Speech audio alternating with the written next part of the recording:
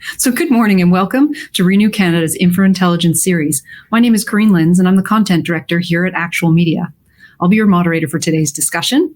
Now, before we get started, I'll give you a quick tour of the Crowdcast platform so you're able to get as much great information as possible out of today's session. By now, you've probably noticed everyone checking in along the right-hand side with the chat feature. Please say hello and let everyone know who you are and where you're from. And right above the chat, you'll see an Actual Media icon. If you click follow, you'll continue to be updated on our InfraIntelligence series as new webinars are announced. And down below that, you'll see a variety of information. You can see how many people are signed in to today's webinar. You'll see the polls feature, where we encourage you to cast your votes. You'll also see a little green button that will link to the speakers' websites. So be sure to check these out too. And most importantly, I think, is the Ask the Question feature. So don't be shy about becoming part of the conversation. We'll do our best to answer as many questions as possible. Now, this is the 5th webinar in our 6-part series. Last month, we had a great discussion around funding Indigenous megaprojects. And today, with our illustrious panel of experts, we're going to look ahead to see what Canada's nuclear future holds. And we have a lot to talk about over the next hour. 2 of Canada's 3 largest infrastructure projects right now are actually nuclear refurbishments. There's talk of small modular reactors across the country, and the potential for nuclear energy to be a key contributor in the fight against climate change cannot be ignored. So I'm eager to get the conversation started. But before I introduce our speakers, I'd like to take a minute to acknowledge the many First Nations and Indigenous peoples of Canada as the original stewards of this great country. I'm in Toronto, which is located on the traditional territory of many nations, including the Mississaugas of the Credit, the Anishinaabe, the Chippewa, the Haudenosaunee, and the Wendat peoples. We all share in the responsibility of our natural infrastructure, and there's much we can learn from the traditional knowledge of the land, water, and materials that allow us to build projects that benefit all Canadians. All right, so let's get started and meet today's experts. I'm going to begin by inviting each of our panelists to the screen. Once they're all on screen, I'll have each of them spend a couple minutes to introduce themselves and quickly tell us a bit about where they're from, what their role is, and what perspective they're bringing to today's discussion. All right, first up, we have Louie Shoukas from PCL Construction. And then we have John Gorman from the Canadian Nuclear Association. I'm waiting for John to join us on the screen here. Here he comes. Whoop, we got a little bit out of order. We also have Heather Kleb from Bruce Power and Michael Powell from Canadian Electricity Association. Michael, can you just wave so everyone recognizes who you are? There we go. Thank you. We're having a little bit of technical stuff this morning. All right, so what we're going to do first is we're going to go around and I'm going to invite each of our speakers to introduce themselves. So Louie, would you kick us off, please? Sure, absolutely. Louie Shoukas, PCL Construction. I've been with the company for about 5 years. I have about 30 years in the nuclear industry. I started my career with Ontario Hydro back in the day when we were finalizing the construction of the Darlington plant. And I'm pretty happy that it's taken us close to 30 years, but we're getting going, and we're gonna look at building some new power plants. PCL is Canada's largest general contractor, and we do work in different sectors, buildings, infrastructure, and of course, heavy industrial. And I'm part of the heavy industrial group and lead the nuclear organization there. Thanks for having me. Thank you. And then next up, John, would you please take a moment and introduce yourself, please? Oh, we've lost John. Hi there. All kinds of tech stuff this morning. Heather, would you please go next? Sure. Good morning. I'm pleased to have the opportunity to participate in this panel. As mentioned, I'm the Director of Next Generation Nuclear Technology at Bruce Power. I'm an ecologist by training and have spent several years assessing the environmental effects of the forestry, mining, oil and gas, and of course, nuclear industries. In recent years, I've transitioned from the assessment of environmental effects to the licensing of nuclear facilities, including radioactive waste management facilities and nuclear power generating facilities. However, in my current role, I'm focusing on Bruce Power's energy innovation interests. Bruce Power fulfills its energy innovation interests through the Bruce Power Center for Next Generation Nuclear. We established the center late last year jointly with Chemical Corporation. And through our activities, we pursue a series of partnerships to support the advancement of energy innovations in a variety of sectors. So today we'll be speaking about SMRs. People are probably aware that we entered into an agreement with Westinghouse late last year to support them as they pursue the development and deployment of the eVinci reactor in Canada. In addition, we have partnerships in hydrogen and fusion energy innovations, and of course support the advancement of innovations coming out of the CANDU technology. So with that, I'll say thank you. I'm very pleased to be here, and I'll turn it back to you, Corinne. Great. Thank you, Heather. And now, John, let's give it a try. I lost you on the last time I threw you there. Can you see me and hear me? Yeah. Yes, we can see you and hear you. Excellent. Perfect. Thank you. Really appreciate the opportunity to be here with my fellow panelists this afternoon. I'm John Gorman, President and CEO of the Canadian Nuclear Association. I think, well, for those of you who don't know, I've got a long history in the energy and electricity sector, more than 20 years. But the lion's share of that spent in the renewables sector. And so 2 years ago, making the shift over to nuclear.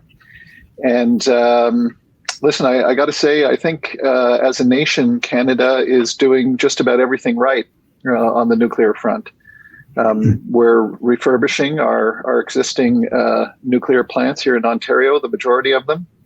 It's, because nuclear provides 15% of Canada's electricity, and because we know that one of the most cost-effective ways to keep clean energy sources like nuclear online is to go through a refurbishment like that, it's important that we're able to do it. And it's a 10-year project that is going to be providing very cost-competitive electricity to Ontario for well into the 2060s. My kids will be considering retiring at that time, and we're providing it for about 2/3 of the retail cost of electricity here in Ontario. This refurbishment is not only the biggest infrastructure project in Canada. It's employing 76,000 people. It's contributing $17.3 billion to the GDP each year, and I think importantly, it's enabling Canada to build on its proud history of nuclear operation, over 60 years of history of safe, reliable, clean electricity generation in Canada. And it's also enabling us to do some incredible innovation, both in nuclear medicine, but also in small modular reactors. Canada is becoming a first mover in small modular reactors. A lot of exciting stuff happening there, and I know that we're going to be able to talk about that. Lastly, I'll just say incredible collaboration between our world-class regulator, which is a competitive advantage for Canada, and also between the federal government and 4 of the provinces in Canada, where the premiers have signed an MOU to develop and deploy small modular reactors in partnership with 4 major utilities. So we're doing things really well here in Canada. We've got an opportunity to decarbonize and help the rest of the world do that, and I'm looking forward to speaking about it. Great. Thank you so much. And Michael.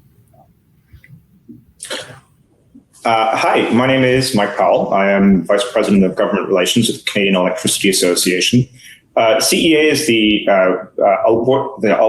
organization in Canada that represents the full value chain of electricity. So our members make electrons, move them to the customer, and then deliver it to them. One thing that differentiates us a little bit between John's group is that we do the all different kinds of electricity generation, whether it be nuclear or hydro or wind and solar. And so where we are really interested is in, as Canada looks forward to building a decarbonized future, how we can meet that need with clean power. And in the Government of Canada's Healthy Environment, Healthy Economy Plan, which was announced last year, the commitment that was put forward was we'll probably need 2 to 3 times the amount of clean power that we have. It's going to have to be clean, obviously. It'll have to be affordable, and it'll also have to be reliable. And there's no universe, we think, that we're going to be able to hit that without having a healthy role for nuclear, whether it's existing or future. Variable sources like wind and solar are, a huge benefit, but we're going to need more of everything, and we're particularly going to need more of those things that are there when you need them. And so baseload power like that, particularly in places which don't benefit from existing hydro resources, nuclear is a pretty good option. So that's where we're looking. Fantastic. Thank you. We've kind of already started to get into the things I have here for our first question, but I'm going to ask it. So between the massive refurbishment projects underway and the innovative new tech under review, there's a lot of buzz in the industry about nuclear energy.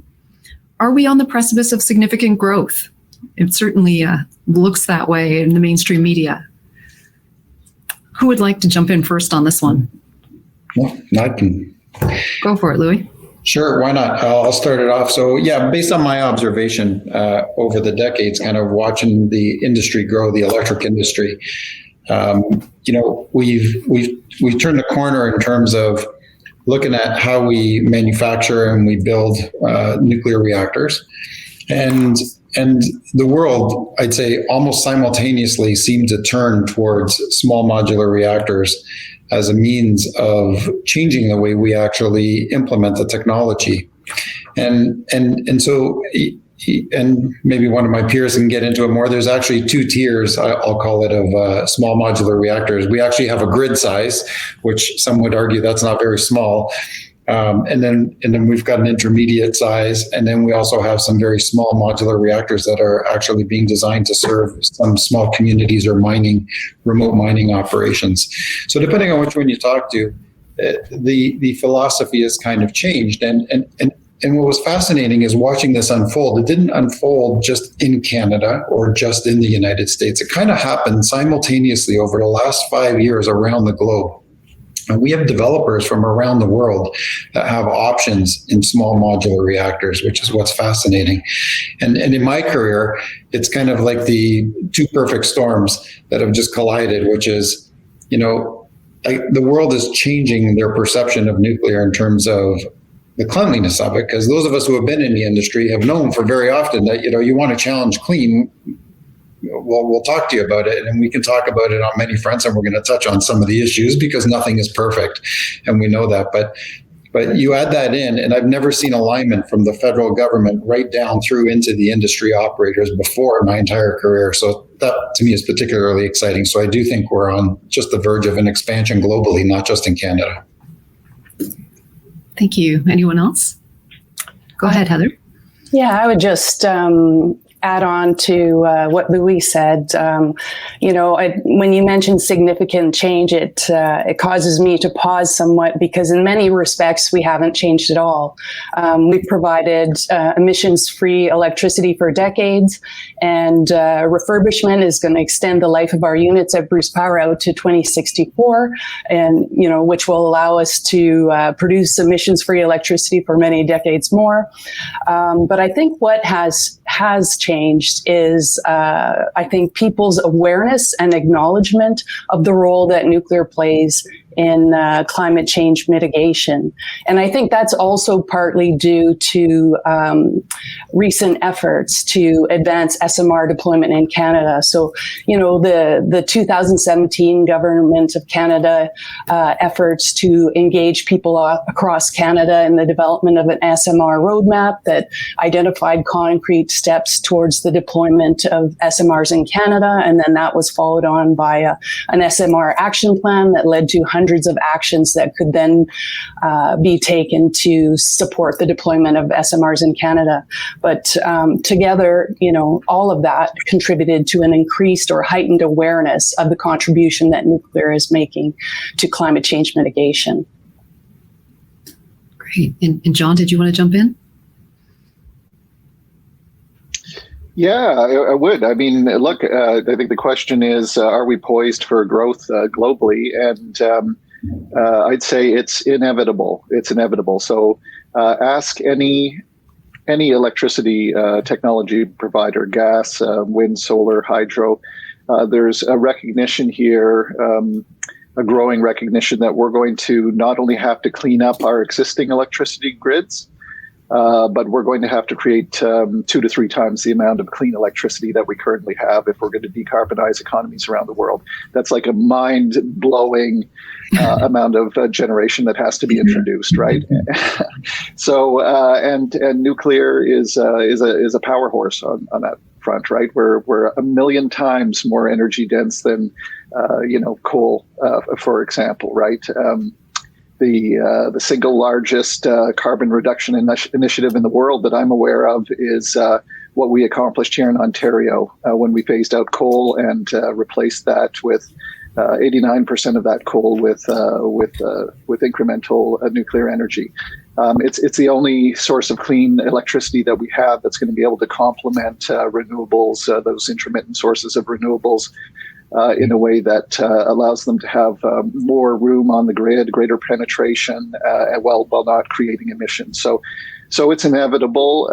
This trend that Louie mentioned is just a focusing of the minds right now as people recognize that we're not making progress nearly quickly enough. So we got to keep our existing large units online. We got to introduce small modular reactors. We got to build a lot of conventional new nuclear. We need that large scale stuff, and we just need the world to, put its attention on what electrification means and the great challenge that is there in front of us. I'll just say one last thing to emphasize this. Heather touched on it, but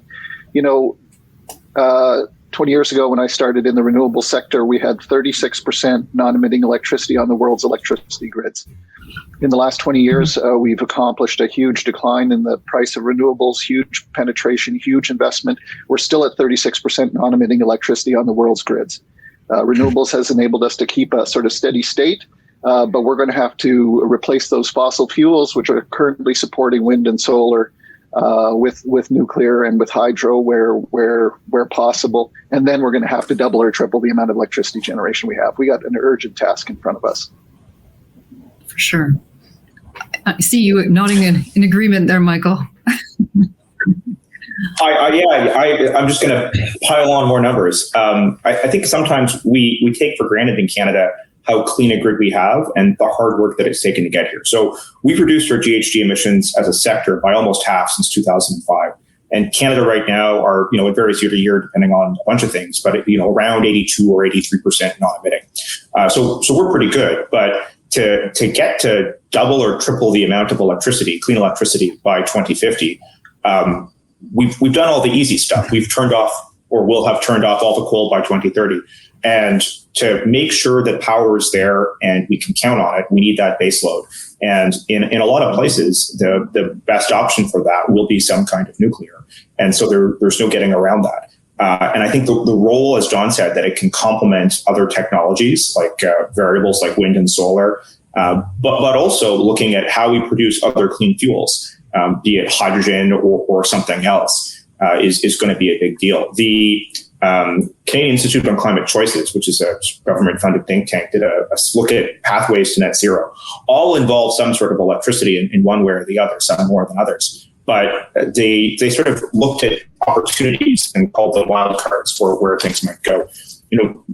SMRs are one of those, but they have to pay off. And the question is just not so much will they, but to the degree and when they will, because otherwise we're just not going to be able to hit our targets without that affordable baseload power that is always there and always able to do things. Excellent. Did anyone else want to comment on that broader fuel mix need in terms of how nuclear will support these other renewable energies as well? Yeah, I think it's all about balance. You have to look at some of the practical applications of some of the other renewables. In Canada, for example, we're pretty far north.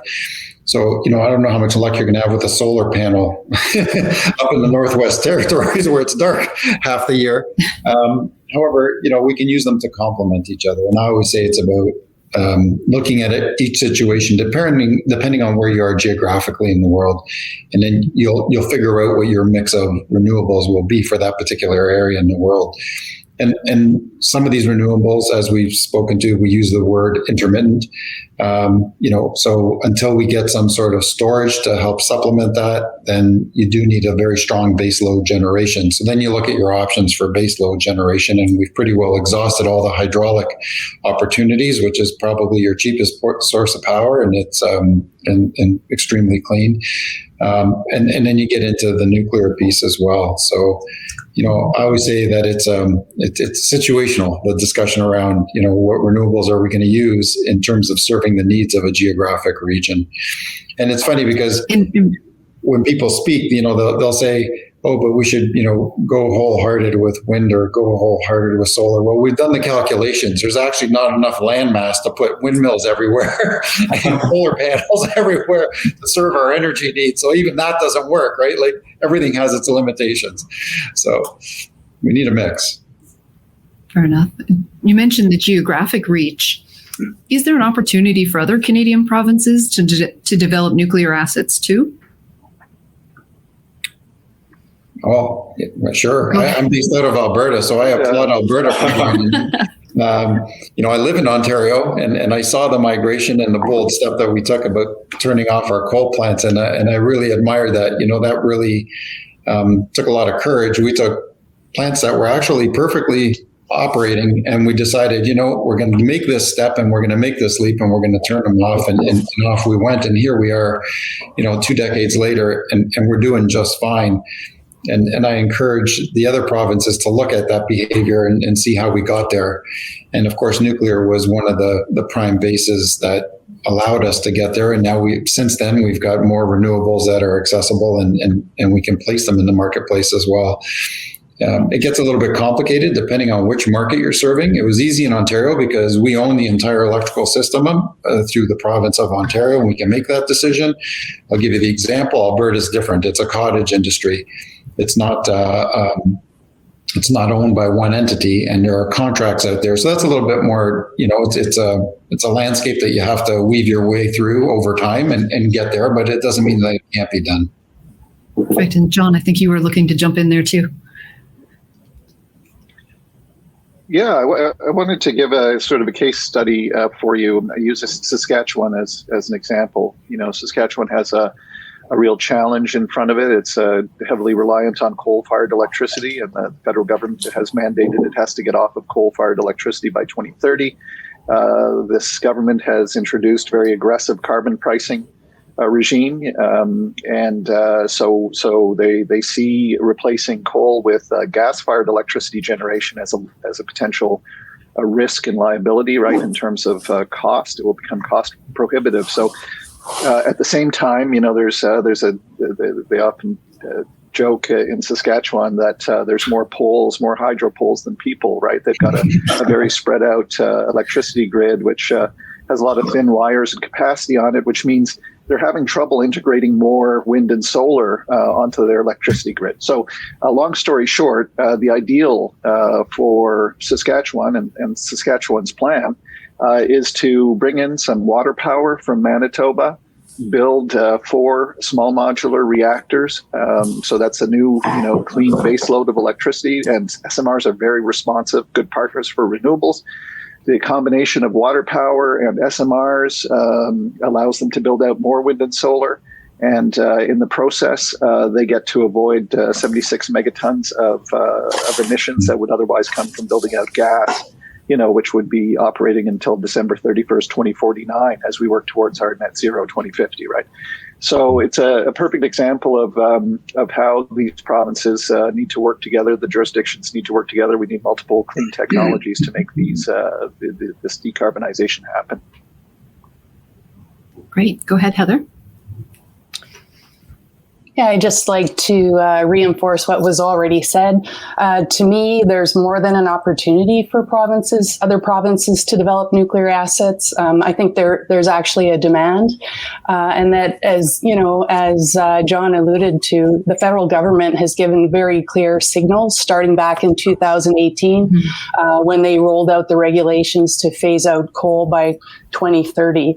And integral to that was the goal of 90% non-emitting electricity sources by 2030, which is, an ambitious goal. But as was mentioned earlier, we recently just celebrated our 7-year anniversary of phasing out coal in Ontario, and nuclear was instrumental in that, providing a 70% emissions-free electricity supply.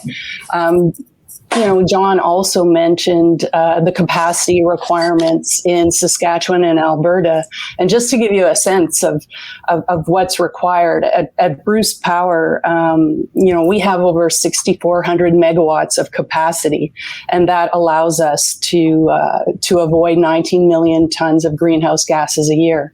And the government is looking to reduce our greenhouse gases by 12.8. So that's an 8-reactor fleet that provides that 6,400 megawatts and offsets millions of tons of greenhouse gases a year. So we need to make some dramatic changes. Thanks. That's great. Thank you. The only thing, just not to the pile on, I don't think we fully appreciate the degree to which doubling or tripling the amount of electricity we produce in Canada in the next 30 years is a monumental challenge. And Louie and Heather and John can attest this. Nothing gets built quickly. There's reasons for that. Things are complicated. They take time. There's approvals to make sure that all these things have to happen. And to go from 640 or whatever terawatt hours to 1,800 in the next 29 years is not just a moonshot. It's like a pseudo shot. And we can get there, but we have to get at it, and we have to bank on using every available resource. And that's going to mean that the way we did things previously in some places will have to be different. And that's going to evolve between now and 2050. And inevitably, that's going to involve technologies like SMRs that are going to be in places where they haven't been before. Sure. Yeah. And even just to wanted to comment on. Oh. Go ahead, John. Oh, thank you. Thanks, Louie. I just wanted to react to something that Michael pointed out by saying I think we got a fundamental problem here in Canada with the fact that we're not coming to terms with the amount of electricity generation we need to plan. And if you look across the country, if you look at every single long-term energy plan produced by the by the systems operators in each of those provinces, all of them are forecasting flat demand, essentially. I mean, Mike can chime in here, but essentially they're all predicting flat demand. Well, how do you plan for a clean future with double or triple the amount of electricity generation if you are having your systems operators say that there's not going to be increased demand? So obviously there's a disconnect here between what we need to do going forward and what is currently in place. And frankly, that's very troubling. Oh. Okay. Does anybody else want to respond to that? I notice we have a question that's come in, actually. I was Yeah, go ahead. I was just going to say that, your question about participation from the provinces not only is about the use of nuclear electricity, but really it's the supply of resources into the sector. We have skill sets right across Canada that can contribute. And, by example, PCL was not involved in nuclear 5 years ago, but we are now. And, our ability to do large modular construction dovetails beautifully with the SMR industry, which is what our interest is the greenfield construction of these small modular reactors, because it's right in our wheelhouse. And as you go across the province, you've got Saskatchewan and we have uranium reserves that, once all this gets triggered and the whole industry starts to increase globally, then even our natural resources that we have in Canada supplying that industry, get engaged and they all get turned on again. So that's a huge plus for Canada as a whole. And then you go to the coast to New Brunswick and we've got reactors over there. And, they've got a great program going on over there looking at ARC and Moltex technology. And one of those technologies is, potentially going to reuse some of the old waste that we have from our existing nuclear reactors, which, to me is, a great place to go. Some people look at that as a liability. I look at it as an opportunity. And there's a whole stream of thought out there, and we're developing technologies to go after that and actually improve the efficiency of the whole fuel cycle around nuclear reactors. And then you can actually move fuel from one technology to the next within your own country as it goes through the life cycle. So, there's a role for everybody to play in this sector. Fantastic. I'm just going to pop in this question we've got from the audience because I think it fits now, and I'm afraid if we don't hit it, the flow of discussion will be lost. So it says here, analogous to the discussion around wind and solar, would the panel be able to comment on the how biofuels, which seem to get a lot of press beyond their actual capability to address large energy needs? I can start it off at least and tell you what I know about biofuels. I have the benefit that I'm involved with the district energy sector as well, and the use of biofuels has become prominent in that industry. And in the discussion around biofuels, what you will typically find is that where they get developed, that you need a pipeline to get them to where you're going to use them. So that is one of the limiting factors about biofuels, is that we haven't found a way to mass produce these and ship them to locations. And that becomes one of the limiting factors. But, looking even at district energy systems as part of your energy solution, they are making use of that because that is a cottage industry. You have district energy systems across Canada, US. You go to Europe, they're absolutely everywhere. So you can actually run a pipeline from a biofuel facility and make use of that and get some great results in terms of reducing your greenhouse gas emissions. Go ahead, John.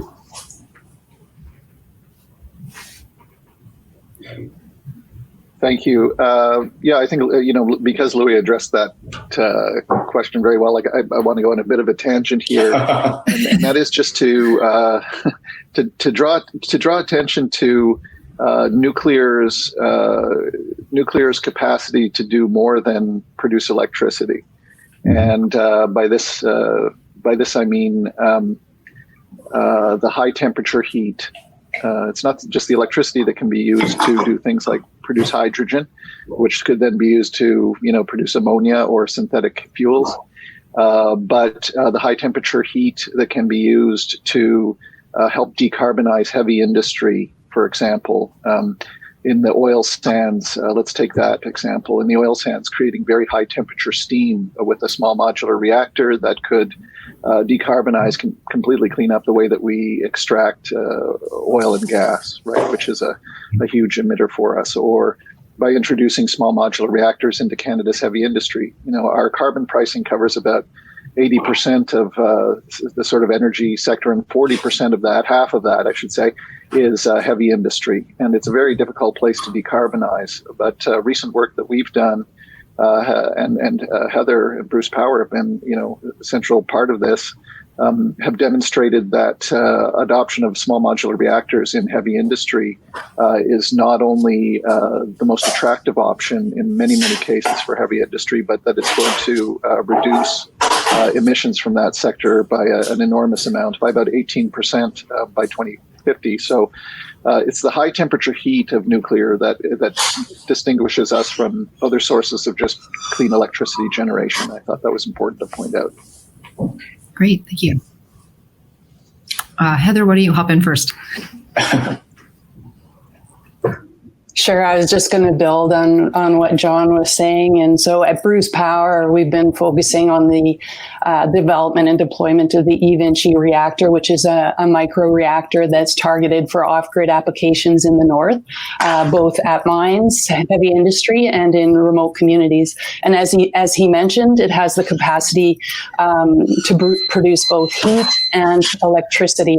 And because of that, we foresee a lot of potential partnerships. So I think he touched on how the high quality heat and steam from SMRs can be used to support other energy innovations like hydrogen production. There are also opportunities to use the heat for purposes such as greenhouses, commercial heating. But I think going forward, what we're going to see, not just in heavy industry, but in these small communities, is a series of partnerships to address their needs. Like I forget who it was who touched on it earlier, and how nuclear can support some of the intermittent sources of power. So, remote communities are going to have their preferences, and they should have every option available to them. And likely it's going to be a multi-party or partner solution that meets their needs. Yeah. The only thing I would build on all of this is, biofuels are part of the low carbon fuel solution, and hydrogen is obviously the one that our sector is paying the most attention to. But the question gets to, where do we find megatons? Because that is the question when it comes to net zero. Electricity is going to be part of that. But even if you triple the amount of electricity we have in Canada, that makes 60% of our overall energy mix. And, John's talked about, high temperature uses. Concrete is one that always comes up to me. We're going to need more concrete as we go forward. And that's a high heat use. It's how can we use things like SMRs to make, whether it be hydrogen or whatever, replace other elements. That's going to have to be part of the conversation. The net zero commitment is net zero in 2050. All those parts matter, and innovative solutions and putting everything on the table is going to be part of that. And maybe in some cases that's going to be separating, we need to figure out new ways to produce power to make a clean fuel next to where we can move it or store it, as the case may be, because these are going to be the questions that we're looking at. Yeah. Go ahead. So if I could just add to that, I like where John and the team in here is actually taking the conversation. This is what really excites me. If you actually turn your mind back to the Industrial Revolution at the turn of the century, what made it happen was cheap, affordable, safe electricity at an affordable cost. And you look at the opportunities in remote areas now that will have the options that were alluded to, by Heather there, and it's incredible because we're bringing in a technology that will not only remove, what is currently in place there, which is diesel, but it opens up the door to use of energy, not just electricity, which opens the door to, expanding your food system up there to something that might be far more affordable and all year round. Yeah. And having that surplus of energy just starts to create a whole bunch of options that were never there in the first place. So, I'm pretty excited about that. And what's nice is that, in this conversation, some people might be thinking, yeah, well, how close is this? Or are we talking like decades away? We're in it right now. There's a project going on at Chalk River. It's been approved. And there's a negotiated deal there that we're going to build our first small modular reactor. It's a USNC reactor. And we had a great announcement in the industry, I think just last week, that they're just entering the CNSC, the regulator is entering the licensing process for a license to prepare a site. And, we want to have one in the ground there by 2025, I think is what the target is right now. And so that'll be our first of a kind in Canada. And, and that's what excites me again is that, I was there when we built Darlington. That was the last reactor we built. And we're building another one. So, for those of us who have been in the industry, this is monumental, right? Like some of us are saying, well, it's about time everybody caught up, like, let's go. And I think it's easy to get hung up on the economics of this, right? Like there's jobs, we're going to build stuff, it'll make power. But there's an equity issue for some of these things when it comes to access to power. And when you're up north, like the alternative is, maybe you can connect with the long transmission line, or it's you're shipping and storing diesel, which has a cost to it. If you run out because it's particularly cold, you have to figure out a way of getting it in. And sometimes that involves flying it in, which is high cost. And like beyond the greenhouse gases, diesel has particulate and all sorts of other things that just get in the way. And when we think about remote communities, which often live a very different experience than we have here in urban Canada, new technologies like this, whether it be SMRs, maybe it's solar tied to batteries or something like this, there is a life-changing element to people that live a very different experience, usually often historically marginalized people that live a very different experience than we have in big cities like here in Toronto, in Ottawa, or in Toronto, or wherever. Yeah. Sure. I'm just going to take a quick moment here to invite everyone to answer the poll questions while we're working through, and we're going to come back to those in a minute and see where everybody casts their vote. We've talked a ton about how the industry is moving forward. And I mean, I've certainly have a background in construction, manufacturing, and infrastructure. And I know in all of those fields, skill shortages are a real issue. Is the industry in a position it's ready to scale up to be able to support this need for so much, like 2-3 times more energy by 2050? Do we have the educational infrastructure in place? Do we, are we armed to meet the need? I think John wanted to jump at this first. I'll go second. Yeah. I think Go for it. Yeah, and I'm also going to be interested in Michael's view of this, because the challenge of creating that much generation is going to take more than nuclear, right? It's a whole the whole electricity industry and everything that the whole supply chain that accompanies that. But as I said in my opening remarks, one of Canada's advantages here in the nuclear space, one of its many advantages, is just the refurbishments that we have going on at Bruce Power Station and Darlington right now. Right, it's as I said, Canada's largest infrastructure project. We got this super strong nuclear ecosystem going right now with a lot of expertise. That's very current, a very, very healthy supply chain. I mean, Louie's company PCL is right in there with a lot of people and a lot of cutting edge knowledge. But at the same time, the industry is looking 10 years ahead when these refurbishments are over. And Canada should be looking at this as, what do we do with this incredible asset, very knowledgeable, highly skilled workers that we have in the nuclear sector. The refurbishments will end at some point, and that's why we're looking at deploying these people into new nuclear projects, whether conventional larger plants or small modular reactors. So we do have to keep an eye on that, because as all of us know, in creating skilled people and keeping that knowledge and those people current takes a lot of work and a lot of time. Yeah, well said, John. I was, you took some of the sound bites that I was going to comment on, and I have to say, from our construction perch and looking through the industry and looking ahead over the next decade, we feel the same way.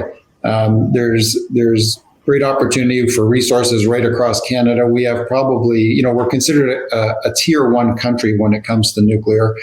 Right from our regulatory system, right through our supply chain and our operators. So we've got all of it, and we can do all aspects of the value chain, including the waste management piece as well. So, I think we're perfectly poised. We continue to educate in this area, and that is one of the key contributors, I think, that has actually kind of changed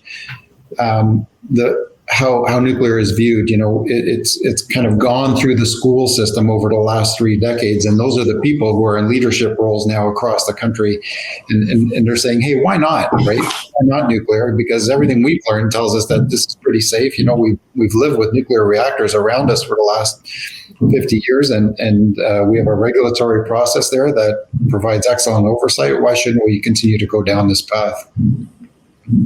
Yeah, the only thing I'll just add to that. Sorry to jump in, but John, prime me. Is jobs don't grow on trees, right? Like, we can't just expect that they'll be there when we need them. And I think when we think about the way the economy is evolving, the kinds of jobs we need in 15 years, those are the people that are in elementary and high school right now. And we have to think about what that looks like and develop the skill sets, and we'll have to be productive at it. And, we're not alone in this about, making sure we have skilled labor and making sure, within Canada that we're able to do it. So that's a role where government can play a role. And, we work with, we have, John and I are on a call each week with Electricity Human Resources Canada, which is involved in this. But we have to be deliberate about it. This is as important as, developing the technology so it exists and finding the minerals, is you have to have someone that can put it together and operate it. And it's not just this, it's solar technicians, it's line workers, it's everyone. Again, 2 to 3 times, it's going to be 2 to 3 times the amount of work. Yeah. Go ahead, Heather. Yeah, so Michael set me up nicely there. So I've actually been following Electricity Human Resources Canada's labor market intelligence research for several years, and they've actually been predicting a deficit in the skilled trades for as long as I've been following them. The dust has yet to settle on the impact of COVID-19, but I would expect that would only amplify that trend. Other trends that they've been consistently noting over the years are that they routinely report very much lower numbers of women in the electricity sector than men, and that's even lower in the case of the skilled trades. Even lower still are the numbers of Indigenous people in the electricity sector. And that's not all bad news. It actually helps us to identify what is currently an underutilized or untapped resource pool. And I know Electricity Human Resources Canada has been doing a lot of work in this area, and the industry has been doing a lot of work in this area to draw these underrepresented groups or individuals to our sector.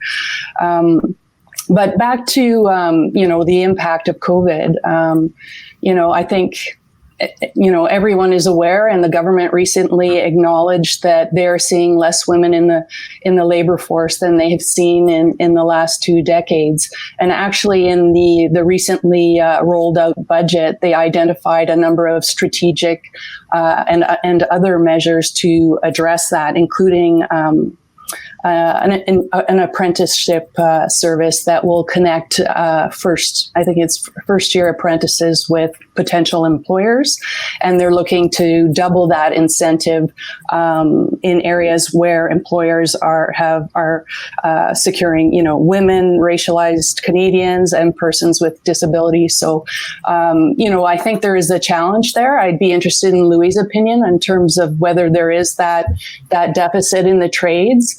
But I'd also like to just flag once again that, women, Indigenous peoples, and some of these underrepresented groups are a good resource pool. And I know personally that there are good opportunities for interesting, challenging, well-paying jobs in the nuclear industry. So. Yeah, I'd love to comment. Like, I spent a career at most of my career through Ontario Hydro PG. And when I look at resources and women in the workplace, I can reflect back and think when we were building Darlington, and we actually had to dedicate one washroom for females because there was a few tradespeople. And then by the time I left 22 years later, it was pretty well status quo. Everything was balanced, and albeit it's still mostly male dominant. The number of women in the trades field specifically went up considerably, and we have some pretty serious discussions around this. We're trying to be equal opportunity employers, and then when you get into the conversation, you say, well, let's go look at the feedstock that we have available. Where do these people come from? And it's kind of a reflection in the company of what's available in the marketplace. When I went through engineering, out of 155 mechanical engineers, 5 were women. By the time I left, it was up to 14 were women. And now I'm sure that the numbers are much higher. So your workplace will tend to reflect the feedstock availability and where you're hiring from, the hiring pool. So, that's part of it. But on the flip side, there are a number of non-traditional roles that have been filled with women. A lot of my peers that I was peers with have elevated into very senior roles in Ontario power generation. The presidents and CEOs of some of these SMR technologies that are being deployed in Canada, and that's all fantastic. So I think, we're trying to do our bit. COVID has put, like you said, a step back into that progress, but I'm confident that we will rebound. Yeah. Thank you. Yeah, and we talk about resources, and the one thing that I'd like to comment on is that it's not just about human capital, but it's also about financial capital as well.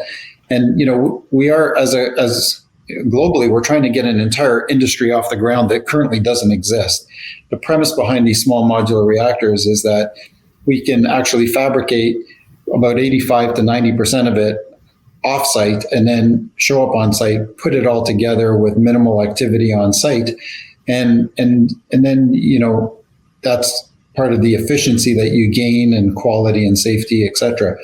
But, Canada's role in this with the action plan that we've put in place and the government stepping up and starting to fund some of the developers that are getting close is actually fantastic. And the reason why it's very important is that it sends a very strong signal to the financial markets, because eventually, we want the financial markets to start participating in this. And as soon as you put the word nuclear on it, it takes it to a different level. Now, having said that, a lot of these SMR technologies don't have the traditional risks that the former, I'll call them 1970 technologies have that are currently in place. You invest in a small modular reactor today, some of the safety cases on these plants are such that you just can't melt the nuclear fuel. It's like physics will tell you that, like you just don't get to that temperature. So, your investment is more protected in a new SMR than you are in a traditional one, where if there's an incident, you run the risk of losing your entire investment with some of those. But so I think Canada's playing the appropriate role. Of course, we'd like to see a little bit more than that, because until we get the industry off the ground, we think that having a partner like the federal government in there is key, and even the provinces to play a role in helping the industry get its legs underneath it. And I think it'll just take a little bit, and then it'll just take off after that. Fantastic. All right, I'm going to hop back to the polls now quickly, as I'm amazed how quickly this hour is going. I knew there was lots of good stuff to talk about. So our first poll question: is nuclear power going to be a significant factor in the fight against climate change? And we have yes, with 96.3% of the votes. I think there's a lot of agreement on that one. The second one here is, what is the biggest concern about nuclear power? And then this is broken down by safety, which has got 12.5% of the vote. Overall cost to build the reactors, which is 16.7% of the vote. Slow, the amount of time it takes to get up and running, that's got only 4.2% of the vote. And then cost of managing nuclear waste is way ahead here at 62.5%. And then we have another category there, which is 4.2%. Does anyone on the panel want to comment on that cost of managing nuclear waste being so far ahead there? Yeah, whatever order you want to go in. I was going to. Okay, you go first, John. Sure. Well, I think maybe the question is a little bit misleading, Corinne. Nuclear waste is clearly the concern that is at the forefront of most the public's mind when we think about nuclear, and it's very topical right now because Canada is dealing with permanent storage solutions for its nuclear spent fuel and for other lower level waste byproducts that it produces. So very topical, not well understood. And so I think we're seeing that high mark, not because of the cost of waste, but because of waste as an issue. So let me just say a couple of things. One is, from a cost perspective, we're the only electricity generation source technology that actually prepays for the entire life cycle of the byproducts and spent fuel it produces from cradle to grave. It's prepaid, right? And we're the only electricity generation technology that is actually responsible for safely managing all of its byproducts and waste, right? That's important. Plus, we don't emit into the environment. I'd also want to point out that the safe management and storage of all forms of byproducts and spent fuel in the nuclear industry is relatively straightforward.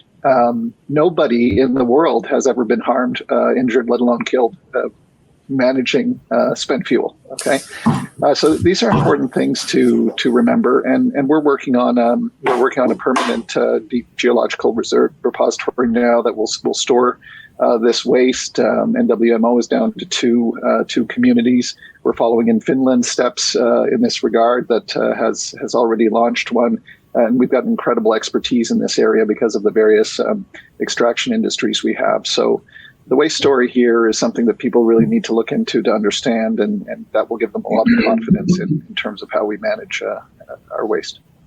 Yeah, I thank you, John. I was just going to say, like, to me, I love this topic because I like to challenge back anybody and say, well, tell me what your industry is and show me where all your waste is, because I can wrap my arms around all the Canadian waste for the last 50 years and show you exactly where it is, and it's in our care and control. And as John alluded, we have a very robust program around it. And to me, it's a poster child of how industries should be treating it, which is, you should be responsible for everything from beginning to end. And so, I won't go on because our time is running short, but I think I think we're right on the money, and we've got technologies that are looking at using our current spent fuel to actually extract the residual energy, and then it becomes not a 700-year solution. We're down to like 100 to 150 years, which is easily digestible, within a couple of generations of us. So I think it's a great story, and I think we're very proud of what we've done in this industry in terms of managing that waste. Fantastic. We have a few minutes left. What I'm going to suggest here is, why don't we have, for a final wrap, everyone could take another minute or two to, you certainly can address the waste management issues. It's where we're chatting right now, or you're welcome to add another thought about, where the future of nuclear is going. But I love that we've tackled waste here. It was on the list, and I'm glad we're getting to it. So go ahead, Heather. Why don't you go? I know you had a thought there. Yeah, I was just going to build on the radioactive waste management theme. So I've had the opportunity to work in radioactive waste management at AECL, and I've obviously been exposed to our practices at the Bruce site. And what I would say is that radioactive waste is well managed in Canada, and it's already in a safe and stable condition. I think that, however, the recent, I guess it was late last year, Natural Resources Canada decided to review our radioactive waste policy framework, which I think led people to believe that there might be some question around the suitability of our waste policy framework. I would also say that there are no gaps in our existing framework. And hence, our radioactive waste being well managed. But there has been some very interesting feedback coming out of that policy framework review. I think a lot of people aren't, they're just not aware of all of the various agencies that play a role in providing oversight of our radioactive waste: Transport Canada, Health Canada, CNSC. And they also, I think we could do with some improved clarity around how they interrelate and what each of their responsibilities are. And just to quickly wrap up, I'll just note that coming out of that feedback as well, there's an acknowledgement that that nuclear is a tool for mitigating climate change. And so any radioactive waste management policy framework would need to have the flexibility to support the advanced reactor technologies that will help us mitigate climate change. And with that, I'll just wrap it up as we run out of time. I'll be real quick. I think in the waste conversation, the only thing we have to remember is that we're dealing with an existential climate crisis because we've been storing carbon waste from fossil fuels in the atmosphere for 200 years. And, nuclear waste is a hard problem. The rest of the panels highlighted how we can handle it. But we're going to have to look at all solutions as we think about dealing with this. And there are solvable hard problems, but business as usual just can't happen. Thank you. How about you, Louie? Final thought? Yeah, I thought it was a great discussion. And, my vision of the future is that we will see small modular reactors of various sizes kind of distributed around the globe. And I think it'll set the stage for the next 50 to 100 years. Now, you look at the life cycle of some of these plants, you don't even switch the fuel out for 20 years. So you can get quite a few life cycles out of it very simply and with very small amounts of fuel. So I think it's a positive future. I think we need to continue to educate people around us, because those of us who have been in the industry are obviously very well informed, but we need the general population to also understand what's going on and to reflect on how this is a positive thing for us, and so we can move on in this, because we need a license, a social license, to operate these within the jurisdictions that we're going to be going to globally, and that's equally as important as any technical matter on the table.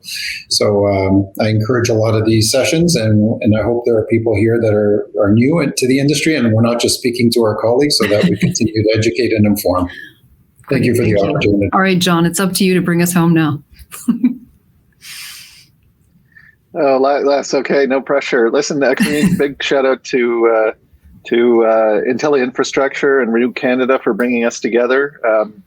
I echo Louie's hope here that we've reached a broader audience, and I think we have, because of the broad appeal of your publication and business operation. And, it's something that we have to keep an eye on. It's why we're working with the Canadian Electricity Association and the other electricity generating technologies, because it's going to take everything that we've got to tackle this climate crisis and decarbonize our energy systems. So I guess for the future, I would just have an appeal to everybody who's listening today, and that is, look, it's going to take every single clean technology that we have on the table right now, and every single clean technology that we have under development, including hydrogen and small modular reactors, carbon capture and storage, to be able to tackle this problem and create the amount of energy, clean energy, that we need going forward. So please do your homework and recognize that we're going to need everything here to get this handled. Great. Thank you to all of our panelists today. And I'd like to add a special thank you to PCL Construction for sponsoring today's webinar as well. I imagine most of you are already pretty familiar with PCL, but I'd invite you to visit their site at pcl.com and click on Our Work to learn more about some of the really great projects that they have worked on in the past and are currently working on as well. And another big thank you to all of our attendees today. Your participation through the chat features and the poll questions go a long way in making us feel like we're together at an event and not isolated in our home offices, kitchens, and bedrooms. We'll look forward to seeing you again on June 24th for our next webinar to discuss barriers to mass timber infrastructure. And if you follow Actual Media up at the top of your screen, you'll automatically get a notification for your upcoming webinar. So thank you again. Stay safe, and we'll see you next time.